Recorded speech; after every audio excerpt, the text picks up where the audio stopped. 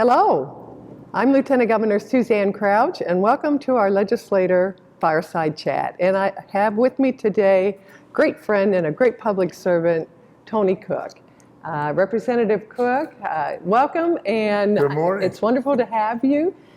And tell me a little bit, and tell our listeners a little bit about how you came to be where you are. I mean, what attracted you to public service? Really a couple things. First of all, I was a government teacher, so it was always kind of high on my list of a priority of public service and being involved and trying to instruct kids to do that through my classes. Second, when I came out, of course, I was a principal for a number of years, about 25 years, and a superintendent my last 10, 12 years.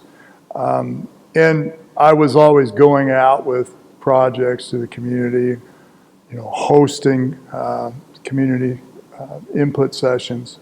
And when I was 30 years old as a high school principal, I ended up, as you know, dealing with the situation with Ryan White being admitted to our school and how we were going to admit him with either restrictions or no restrictions. And so that was quite an event with lots of local meetings and education about AIDS and national interviews and people descending on our building and everything else. And so I got inducted quickly into the media and everything else that went with that.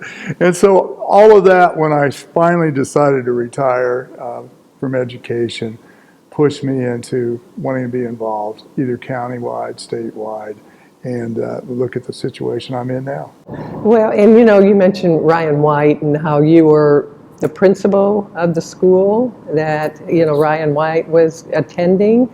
And, I think that we forget about those things that are so important and help to kind of move us forward into the future.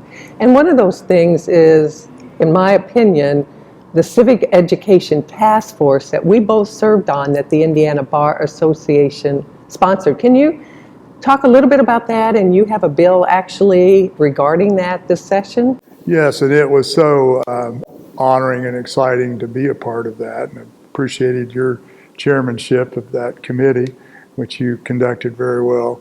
And it was nice to hear all those national speakers and the people of what they were doing in other states and how other states were progressing. And it really kind of spurred me on that. One of our recommendations, obviously, that came out was to focus more on civic education in schools. And I've just always felt like we haven't done enough at a younger age. And so that's why I decided to try to move that bill earlier than was projected by our commission.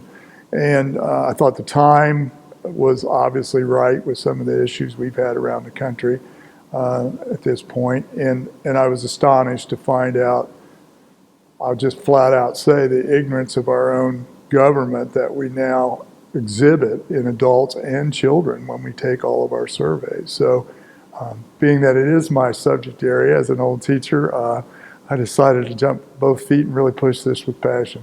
Well, and I think you have a hearing tomorrow, is that right? That's correct. Okay. Yes, and I think it'll move to the full Senate. It moved very well in the House, was 96-1, and I anticipate, I hope, I know Senator Rotz is really excited about it too, and he's my sponsor, so I'm hoping things will go well tomorrow.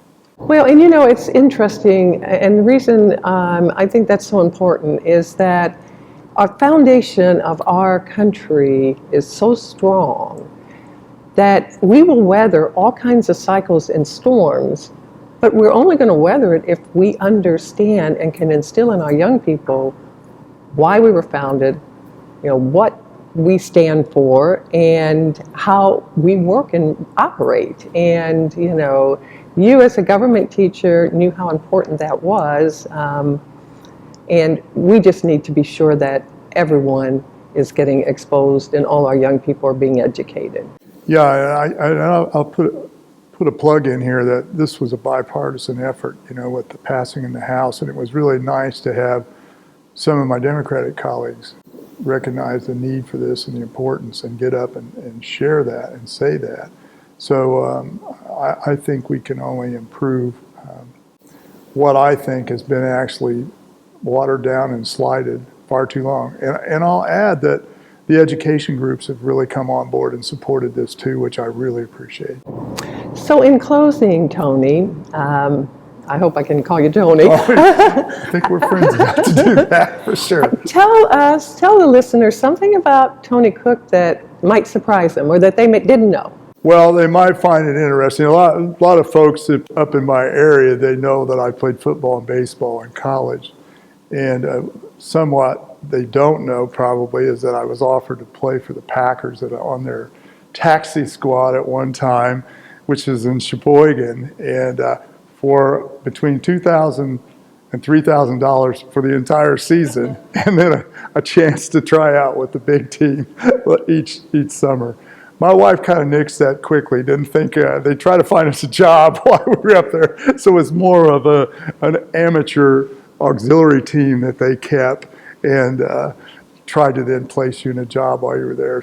But I almost took that plunge. It was all I could do not to say, I need to try it, at least for a year or two. Well, I'm glad you are where you are because you are such an incredible public servant. And thank you for joining us and learning a little bit about Representative Tony Cook.